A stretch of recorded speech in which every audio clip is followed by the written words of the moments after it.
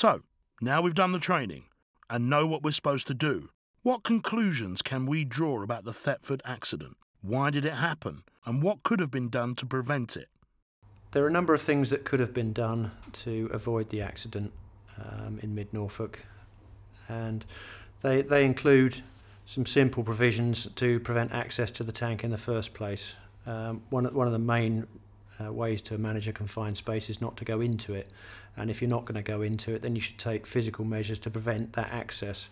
And in this particular case, had the hatch involved been fitted with a grille or bars, then the first gentleman who went into the tank couldn't have fallen in. There's an associated issue with that in the sense that he actually climbed up on top of the tank. So not only could he have fallen into the tank, he could have also fallen off the tank.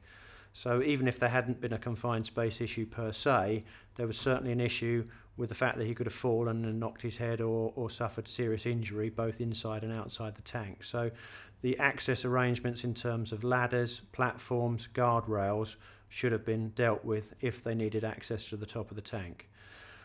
Actually, what the company did subsequent to the accident was fit a self-cleaning system to this tank that eliminated the need to go up there at all. So what they did is fit the provision to the bottom of the tank where the sediment could be stirred without any human intervention on the inside or on the top of the tank at all. The second part of managing any confined space is the time when you find that you need to go into it.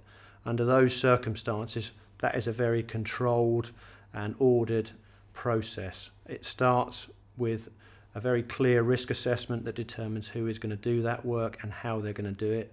It determines how they're trained, so they're aware of the risks that they're taking when they enter.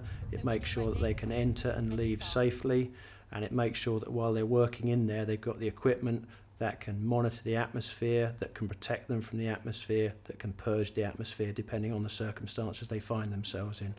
What they must also have, and this is another clear lesson that comes from this accident, is a plan for when it all goes wrong. It is important that no emergency arrangement relies solely on the emergency services. It is not sufficient to put in a risk assessment that you just dial 999 and wait, because there's no guarantee that the fire service or any other service can attend in sufficiently short time to deal with the emergency.